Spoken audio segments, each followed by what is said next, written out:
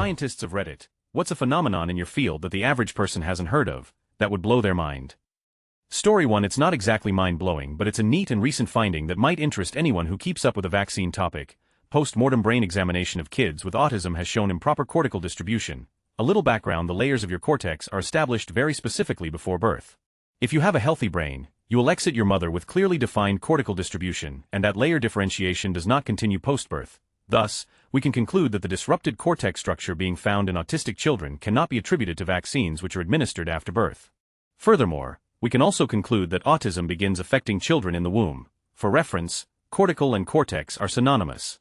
Story 2. Nuclear transmutation. It is 100% possible to turn lead into gold by yanking 3 protons out of a lead nucleus. It was first done in the 1920s. Of course, it's prohibitively expensive and ultimately a waste of money and energy, but it can be done.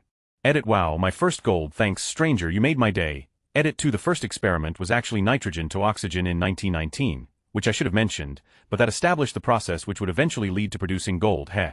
Story 3. The lab I work in developed a way to record the vibrations a caterpillar produces when feeding on a leaf. We have found that plants are able to respond to this vibration when it is played back to them. It not only primes their defenses, but they can distinguish this vibration from vibrations caused by wind blowing, insects walking on them, insect mating calls, etc., and they will not prime their defenses to those vibrations. TLDR: plants don't have ears, but they can still hear.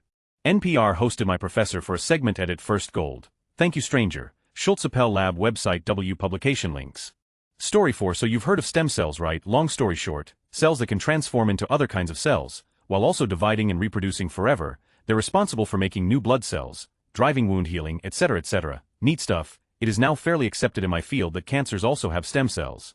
We think that these cancer stem cells aren't as susceptible to chemotherapy, and is partly responsible for why cancers seem to come back after even very aggressive chemo, but as to their exact identity, strategies to destroy them, and where they come from, we're working on it. Edit. Holy inbox Batman. You'll try to address questions and concerns and the 420 blaze it crowd over lunch or when I leave lab. Until then, thanks for the gold stranger, and thank you for giving me a little morale boost today. Story 5. Just started a PhD in astrobiology. Does that make me a scientist? Looking at microbe behavior in low-gravity environments, it turns out that microgravity has a tendency to make microbe populations into these superbugs that are incredibly resistant to antibiotics. There's some worry that this will be a pretty big problem as human space exploration develops.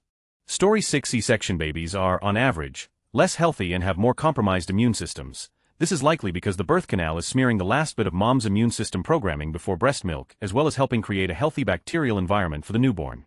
Essentially, a mother's vaginal walls are coated in things that will help the baby adjust to life outside the womb. C-section babies are starting to get the benefits of this by wiping mom's vaginal wall fluids onto the baby's face and mouth and head. Edit. Added on average.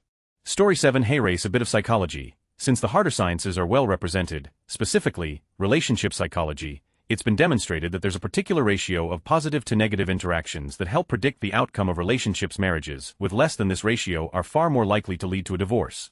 The ratio is roughly 5 to 1. For example, if there are less than 5 compliments you give your significant other for every 1 criticism, then they're more likely to believe that you criticize them more than compliment them. If you have less than 5 good days a week with your so for every 1 bad day, then when you think back over your months or years together, you're more likely to think that you have an equal amount of bad days than good, or even more bad days than good. The mind-blowing part is really thinking about that ratio, and what it means about our memory and perspectives. Ideally, we'd like to think that if we get complimented about as often as we're criticized, we'd remember a balanced mix of both, but the evidence supports the idea that we really take negative words or events to heart, and that it takes a highly disproportionate amount of positive praise or interactions to balance them out. Something to keep in mind, when considering both how you feel and how you treat others. Story 8. Geneticist here. Different people have different forms of various enzymes, meaning that medication is awfully imprecise and affects people differently. For example, some people break down codeine into morphine very quickly, which can result in overdose, and some don't hardly at all, so there's no pain-killing effect. Until very recently, there was no way to know, but to try it, this is a pretty good review. Story 9. I work with CRISPR-Cas9 system. It is essentially allows us to edit the genome, adding and removing nucleotides or whole genes or altering nucleotides. While there were previous methods for editing genome, this is quite simple. Requires a few plasmids, less than 100, basic research lab, and someone who can do fairly basic molecular biology research. Researchers in China are using it on humans now for cancer therapy. It also has possibility for HIV treatment. Additionally, the part one find most fascinating and most scary are gene drives. We are able to use it to kill off all mosquitoes, thus eliminating Zika and malaria in a matter of a few mosquito generations. This would also be theoretically possible for other species, hasn't been researched. Story 10 Fetal-maternal transfer. I learned about it in a neuroscience class. Essentially, when a woman is pregnant, stem cells can travel from the fetus to the mother and actually survive for long periods of time in the hippocampus, an area of the brain used for memory formation. I'm pretty sure the stem cells can survive in other parts of the body, but it's really cool to think that some of your DNA is in the part of your mother's brain where new memories are formed. TLDR, stem cells from a fetus can get transferred to the mother's hippocampus, the part of the brain responsible for forming new memories. Story 11 Dialect continuums in linguistics. Among certain languages such as the Slavic languages and the Western Romance languages Portuguese, Galician, Spanish, Catalan, etc., there is no fine line from where one language ends and another begins. However, due to standardization, this is largely no longer the case. Instead, you would have one language gradually changing into another as you go farther and farther away. Think of it like in Britain, where the farther north you go the more Scottish the dialect becomes, until eventually you have full-on Scots. Story 12 My research involves Parkinson's disease. And recently there's been findings that contracting an infection such as flu whilst having PD will make the disease progress much faster, as your immune system will kill the brain cells responsible, in a kind of accidental collateral damage response. So we're looking at how some anti-inflammatories could slow the progress of PD by stopping infections from taking their toll. Early days though, but very promising. Story 13 There is a documentary that has been released lately and it's called Most Likely to Succeed. It's about a new education method where it is 90 project-based. The teachers don't do much other than just let the students do their projects and give guidance, as well as organize what projects to do. It's a unique way of teaching that only works in specific schools. Some teachers, members of society, think it's the greatest idea and every school should be using it. Me and other teachers don't see it as straightforward as it seems to be. I recommend giving it a watch though. Edit. Also, I know teaching isn't science, but thought this was worth including anyway. Story 14 Malaria parasites have shown resistance to every single anti-malarial drug in existence, and can develop resistance before new drugs are even finished in trials.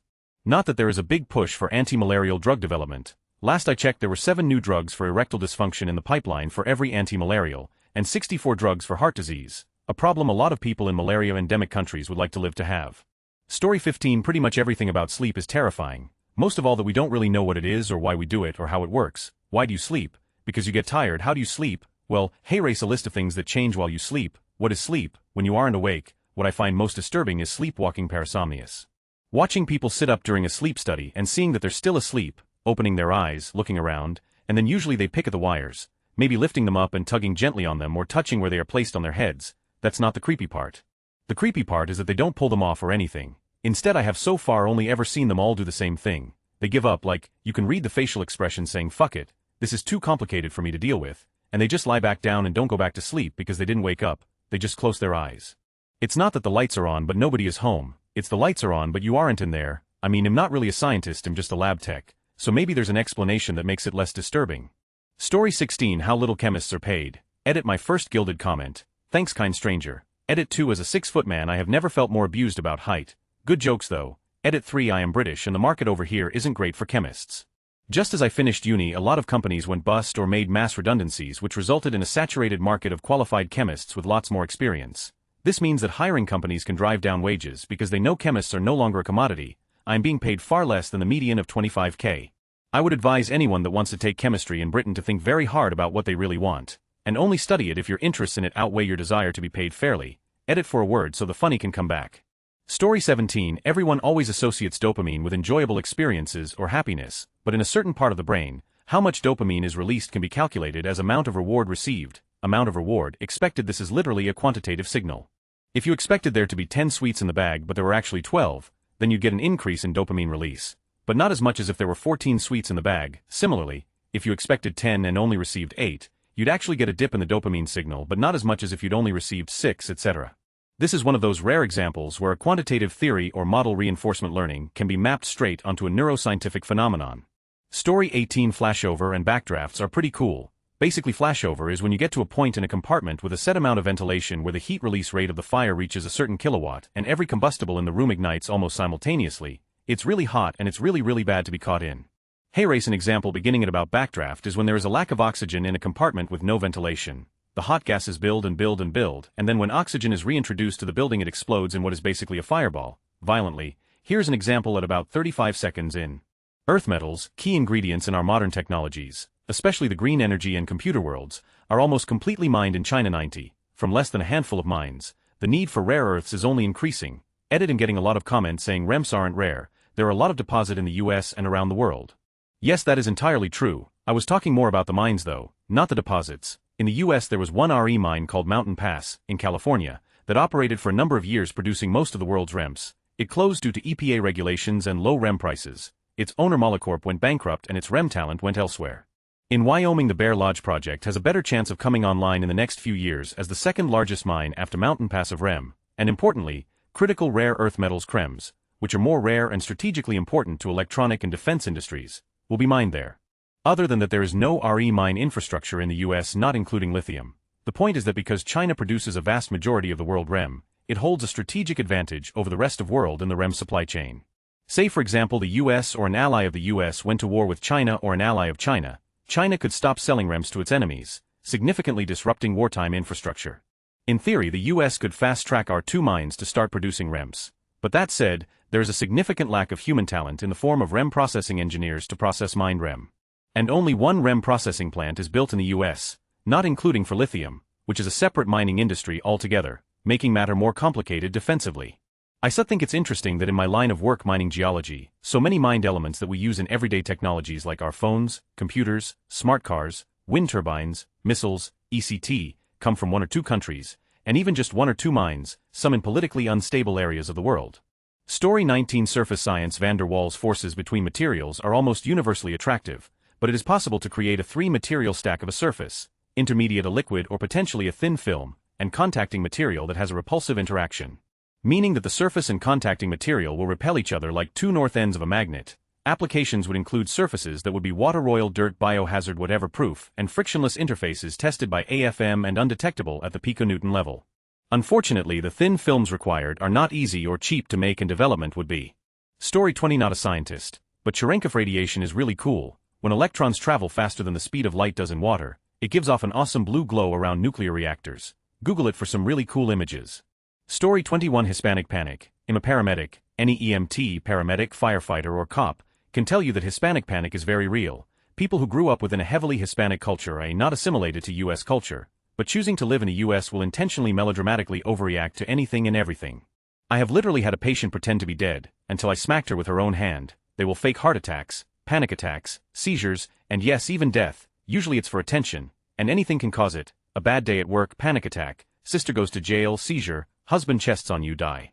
My patient actually pretended to be dead because the family left her at home when they went to church, and that was her solution. She was in her 70s, woke up rambling about a white devil, and swore she was dead. She was not dead. It's actually infuriating, because these people demand transport to a hospital, take up a hospital bed, and cost the taxpayer hundreds of millions, billions, per year in fake 911 calls. Edit. This is getting some attention. I decided to Google it and found the phenomenon listed in the DSM-4TR appendix as a culturally bound syndrome, attacks de nervios ADN. ADN translates in English as attack of nerves and is theorized to be a phenomenon similar to but distinct from a panic attack and to occur exclusively in Hispanic culture.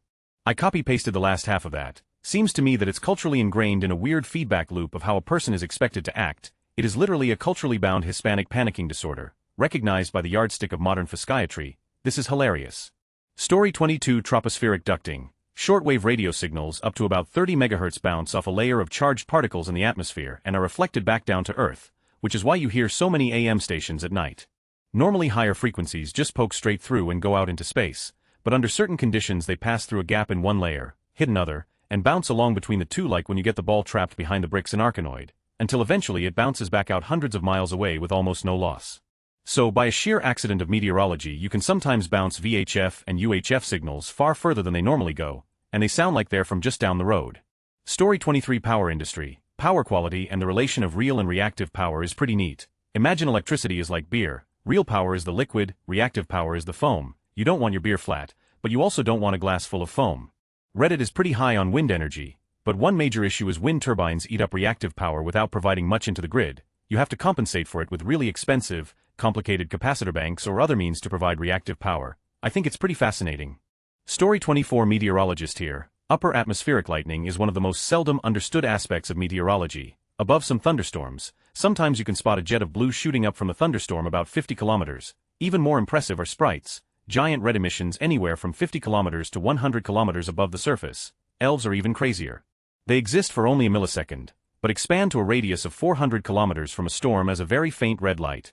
Crazy stuff. You can see the most well-documented sprites and blue jets here and here. Story 25 Not a scientist, but an author, but I do have a mind-blowing fact related to my field. There are only about 20 different plots in almost all of fiction, with very few exceptions. All stories are one of those 20 master plots, or made by combining up to 3 of them in sequence. Why? Because the real meat of a story isn't the plot.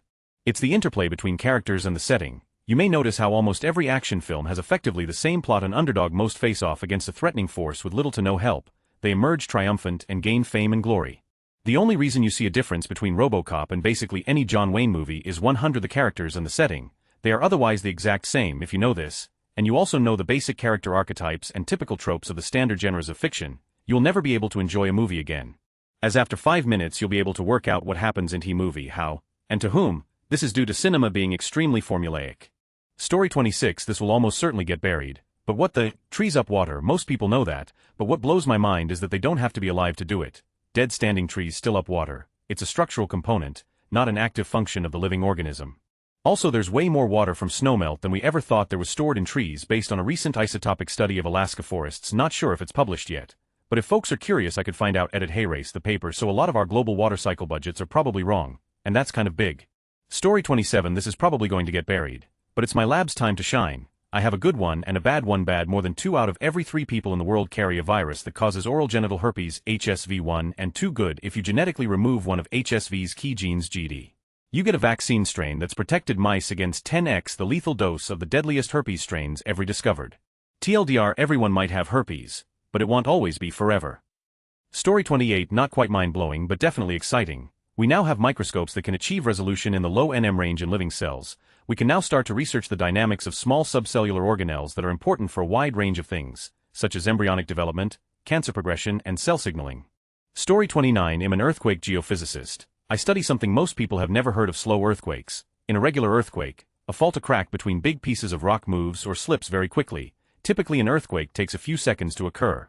This rapid movement excites seismic waves, which are similar to sound waves, that travel through the earth and cause shaking. In slow earthquakes, everything is the same except that high temperatures and/or fluid pressures cause the speed of fault slip to max out at a fairly low value. So we might get movement equivalent to what we would see in magnitude 7 earthquake, but instead of occurring over seconds it occurs over weeks, months, or even years. The slowness means no seismic waves and no damage. In fact, the traditional instrument used to study earthquakes, the seismometer, won't see these. So we use scientific-grade GPS instead and literally watch the rocks move. Unfortunately, slow earthquakes, while they relieve the forces where they occur, actually increase the probability of regular earthquakes on other faults or other parts of the same fault. There are documented cases of slow earthquakes triggering regular ones. The Great Tohoku, Japan earthquake of 2011 actually started off 2 weeks earlier with a slow earthquake. I'm working on trying to find ways to use slow earthquakes to forecast regular ones. Story 30. I'm a dentistry student, and yesterday a paper was published where a group of scientists managed to use an anti-Alzheimer drug in order to build new dentin in damaged teeth. Pulp tissues are already capable of doing that, but research is desperately trying to find agents that can speed up the process, so this is great news. Story 31. Galaxy lensing. I think it's just beautiful, just like the way a magnifying glass works to make things appear bigger. Large chunks of mass in our universe, i.e., galaxies, have a strong gravitational pull over large amounts of space that focuses light, giving a distorted look which leads to some special cases. Results in an Einstein ring, but not all cases result in this amazing picture. This phenomenon has been used to probe universe and can give good insight into finding better measurements on Hubble constant without local contamination like many other methods. Story 32. You might already know this. There is a drug called pre-exposure prophylaxis PrEP that can be taken before injecting drugs that helps prevent the spread of HIV. There are a few side effects that some experience, but the whole thing is to oversimplify it, similar to the birth control pill. We public health people are especially excited about this. It means we don't have to rely on condom education so much. Downsides: not all insurances will cover it, so it can be pricey. Doesn't prevent spread of other STDs or prevent pregnancy. It isn't easy peasy to start PrEP, at least for now. You must take it every day and commit to seeing a provider every 3 months. For now, this drug seems like a good plan for an HIV-negative person in a relationship with someone living with HIV, or someone like a worker who may regularly run the risk of being exposed to HIV. Second, for folks living with HIV, we have known for about 5 years that if you take your medicines regularly, keeping your viral load down, it is much harder to give HIV to someone. Thus is called treatment as prevention. Neither of these are new, but everyone should know about them. Edited to add: this is obviously a gross oversimplification of how PrEP, condoms, and treatment as prevention work. PrEP, which you take before a potential encounter with a virus, is different from PEP, post-exposure prophylaxis, which is broadly and conceptually similar to emergency birth control. PEP is a pill you take after you think you might have gotten exposed to HIV. Like emergency birth control pills, PEP's side effects are bad, and this is not intended as a first line of defense, nor do I think anyone would ever want it to be. In contrast, PrEP side effects are relatively minor, like sometimes feeling nauseous or a bit of diarrhea, but I haven't heard of most people finding them so severe that they stop taking it. If you'd like to learn more about PrEP, I encourage you to check out the CDC or other reputable science-based sources. Story 33. Julius Wagner-Jauregg won the Nobel Prize in Medicine for treating people with syphilis by giving them malaria. Story 34. Many animals use the location of the sun in the sky for navigational purposes. Many fewer animals use the way sunlight is polarized as a proxy for the location of the sun in the sky. This allows for a mental compass and is how many animals keep moving in their required direction. Many, although fewer animals, also use the moon for the same purpose. However, only one known species, the dung beetle, uses the way the moon's light is polarized to keep rolling their dung in straight lines. However, when the moon is absent from the sky, the beetles default to using the location of the Milky Way in the sky for navigation. 15 days of the month of August-October from the equator have both the moon and Milky Way out of vision of the beetles. For these 15 days, they roll in almost random directions, during turning frequently and just generally looking drunk. Edit typo during turning and August-October. Story 35. 1. Enzymes are small complex structures in our bodies that allow the bonding or two particles or the breaking of one. Depending on the type of enzyme, these reactions could not occur otherwise and are essential to all life. Some enzymes have been found to work at a speed that is not theoretically possible. They literally perform billions of actions per second. It is not our observations that are wrong. It is the laws of physics. No one knows how or why. 2. No scientific phenomena is proven. Gravity, nope. Atomic structure, nope. Evaporation, nope.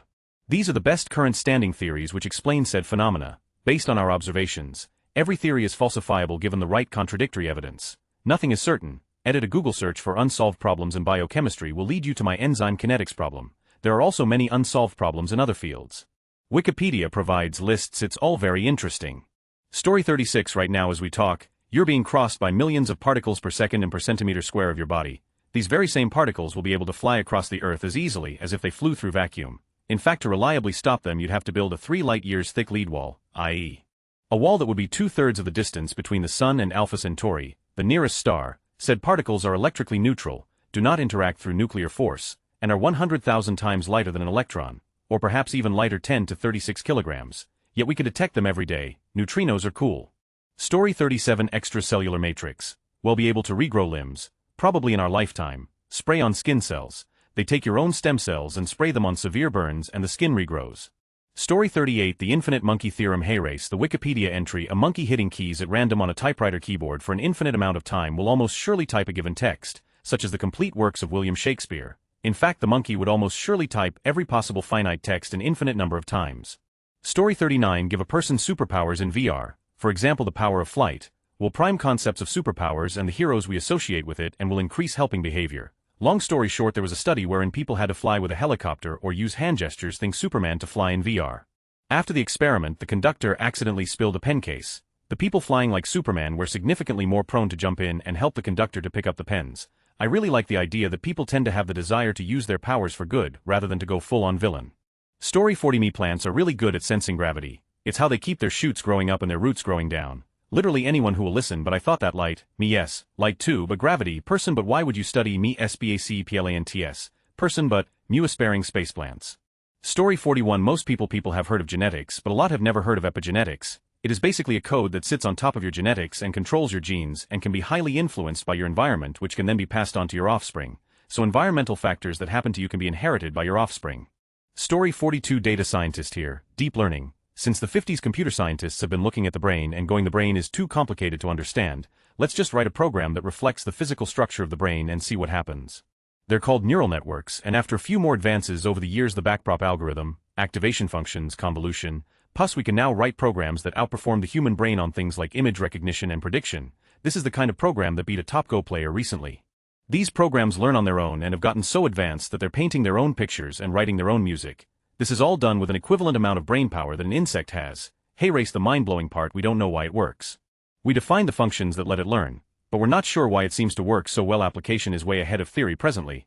This is Skynet waiting to happen. The Terminator even says his computer is a neural net processor.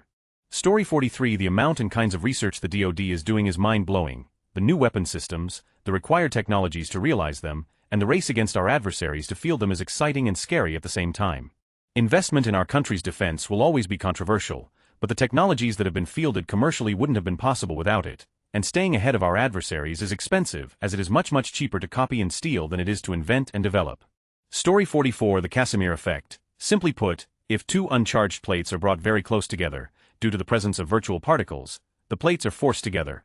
Only smaller wave functions can fit between the plates, meaning less virtual pairs are created there, creating a pressure difference between the inside and outside, forcing the plates together. Story 45. Back when I was working in the federal government, it would be the phenomenon of life after death. That is, when 400 rolled around, all the civil servants would arise from their cubicles, punch the time clock and leave the building. Story 46. I work with cannabis extracts, specifically, distillate, but that blows minds from the start. I've been science ing for about 10 years, only industrially for 3 indica sativa dichotomy is pretty much like the taste buds map. It is a holdover from a time when we knew much less, and still exists because of misunderstandings. In truth, there's a term called the entourage effect. There are a plethora of other cannabinoids CBG, CBV, CBN, THCV, CBGV, and terpenes limonene, alpha-pinene, beta-carotene, myrcene, in cannabis, and this complex profile is really what differentiates proper strains and their different effects. We're still figuring it out. It'd be faster if we could just bring home samples for organoleptic and psychoactive analysis, but yak now, state compliancy. Edit just wanted to say this is my dream job. I am a scientist first, a marijuana enthusiast next. Story 47. European longswords weighed ca 3 pounds, or 1 2 to 1 6 kilograms. They were not blunt at all and very capable of severing limbs and shearing through leather like it was nothing. However, despite these weapons being the lightsabers of their time, there is a whole group of techniques called half-swording, where you grab the blade with either one or both of your hands, to use it like a mace or staff weapon when fighting people in plate armor. The reason you can do this is the same reason you can fold a piece of paper around a knife and cut a potato without damaging the paper. There is no pulling or pushing, i.e., slicing motion when you statically hold the sword. To be even safer, you can exert extra pressure between your fingers and your palm so as to lock it tightly without pussing on it with your knuckles.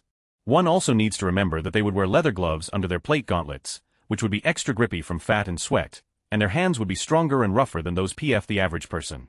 However, this only helps keep the blade still and aids against the pure pressure cut like paper around the potato knife. If the blade would slip away, they would lose fingers.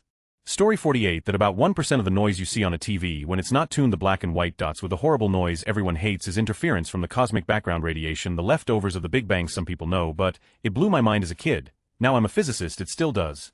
Story 49. I'm an educator. You don't have to be as smart or as stupid as you were in high school. You can make yourself smarter by challenging yourself at any age.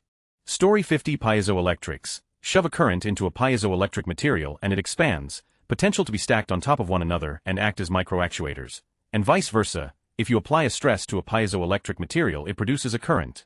This is being used in energy harvesting technologies. Imagine the stress being imparted by your trainer impacting the ground as you run. Your trainers could be used to charge your phone, cool eh?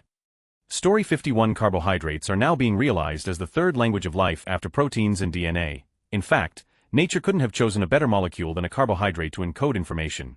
The entire set of sugar biology has been called one of the most complex entities that exist in all of nature. Consider this: DNA only encodes for a sequence of amino acids. 2 amino acids by their very chemistry can only be linked together in one way, a peptide bond. Take 2 carbohydrates, however, and how many ways can you connect them together? You'll have 5 choices of OH groups on one sugar in order to connect it to another sugar. On top of that, sugars can have alpha versus beta configurations, meaning just 2 sugars can be connected in about an order of magnitude more complexity when compared to just 2 amino acids. Move up to 3 different amino acids that are encoded by DNA and you can only get 6 different combinations, 3 different monosaccharides, and already you can produce 1056 to 27,648 unique trisaccharides. In fact, if you use just 6 sugars you already have over 1 trillion different possibilities. Contrast that complexity to the genetic code and amino acids, which might only have about on the order of a few 100,000 to a million different possible number of combinations. Oftentimes nature will use combinations of about 6 to 15 monosaccharides to attach to proteins and attach these on multiple spots on a single protein, thus the number of truly distinct molecular forms of proteins potentially could be mind-melting when you consider the number of possible combinations of sugars that can get added to them. The way these linkages occur absolutely matter for life, and I always give my students an easy example that they've already probably learned in high school. For example, take a polymer of glucose molecules. If you link them in one fashion you get cellulose, something you can't digest, or put them together another way and you get starch, glucose you can digest. Nature absolutely recognizes and is very sensitive to the different and sometimes subtly different ways sugars are connected on proteins. These differences can often have major consequences for biology, such as producing cancer that's very aggressive versus cancers with better overall prognosis. The worst part about this fascinating field, however, is that there simply is no known code that rules how sugars get added to proteins in order to fine-tune how life processes function. I mean, we know nature isn't adding sugars together randomly because we can detect very unique patterns, but to this day no one is able to predict when, where, what type, and why some sugars show up when they do. Basically what we have here is another hidden layer of massive complexity on top of classical biology, which is ruled by DNA and proteins that was basically completely ignored by scientists until about the turn of the 20th century. For the longest time back in the 20th century, when people wanted to study a protein, they'd chop off all of their sugars in order to make studying it easier. Turns out those sugars are quite important, and in some examples we have, the sugars are more important than the underlying proteins themselves. Worse yet, there are other classes of molecules such as lipids that are also coated with sugars that are extremely important in biology, and both lipids and sugars are produced by processes which have no known codes like there are for protein. Essentially what you have here is a revolution in biology that's akin to the quantum world that revolutionized physics. DNA and protein would be like classical physics, while sugar biology, and understanding how it regulates would be like quantum physics because of its non-template-driven nature. Our tools for studying the sugar code are still completely terrible and crude. We simply do not have the techniques available yet like we do for DNA, where we can sequence the entire genetic code. Doing sugar biology and trying to crack the sugar code is like doing deep space exploration in biology.